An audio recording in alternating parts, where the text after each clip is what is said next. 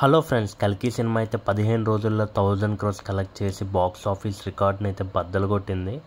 ప్రభాస్ అన్న ఈ స్టంట్ చేయడం ఇది రెండోసారి. ఫస్ట్గా బాహుబలి 2తో 1800 కోట్లు కలెక్ట్ చేశాడు. ఇప్పుడేమో కల్కితో 1000 కోట్లు పైన కలెక్ట్ చేశాడు. బాక్స్ ఆఫీస్ అమ్మ మొగుడు అనిపించాడు.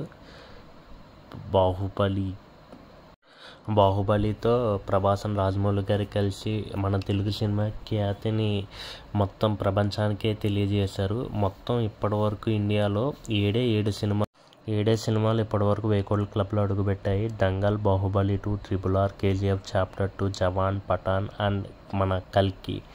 దంగల్ అయితే అన్నిటికన్నా ముందుంది, 2000 కోట్లు కలెక్ట్ చేసింది. మన రాజమౌళి గారి సినిమాలే 7 మన తెలుగు సినిమాలు ఉంటే దాంట్లో 2 రాజమౌళి గారి సినిమాలు ఉన్నాయి. ఆయన ఎంత గ్రేటో ఈ నంబర్స్ చూస్తేనే మనకు తెలుస్తుంది. ఒకవేళ ఆయన మహాభారతం కనుక తీస్తే అది ఫస్ట్ 10,000 కోట్ల సినిమా అవుద్దని నేనైతే నమ్ముతున్నాను.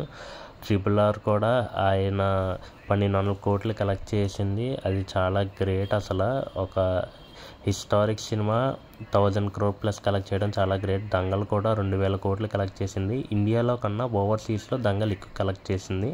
అందువల్ల మనకి ఆ రేంజ్లో కలెక్షన్స్ ఉన్నాయి. చైనాలో బాగా వచ్చింది. అలాగే KGF కూడా ఫస్ట్ కన్నడ నుంచి వచ్చిన సినిమా 1000 కోట్లు కలెక్ట్ చేసింది. KGF Part 2 1000 కోట్ల పైన కలెక్ట్ చేసింది. ఇప్పుడు తర్వాత SRK గారి 2 సినిమాలు అయితే ఉన్నాయి ఒకే ఇయర్లో, జవాన్ అండ్ పఠాన్. ఈ 2 అయితే 1000 crores మార్క్ని క్రాస్ చేశాయి. ఇదే ఇయర్లో మనకి పుష్ప 2 కూడా 1000 crores మార్క్ అయితే దాటునని నేనైతే నమ్ముతున్నాను. ఎందుకంటే అల్లు అర్జున్ గారి క్రేజ్ అండ్ పుష్ప క్రేజ్ అయితే నార్త్ ఇండియాలో గట్టిగా ఉంది. మీరేమనుకుంటున్నారో కింద కామెంట్ చేయండి. అలాగే నా ఛానల్ కూడా సబ్స్క్రైబ్ చేసుకోవడం మర్చిపోకండి. అలాగే ప్రభాస్ అన్న అప్కమింగ్ మూవీస్ సాలార్ Part 2, కల్కి Part 2 కూడా ఉన్నవి. అవి కూడా మంచి కలెక్షన్స్ అయితే రాబడతాయి. అలాగే మన కి స్పిరిట్ కూడా ఉంది.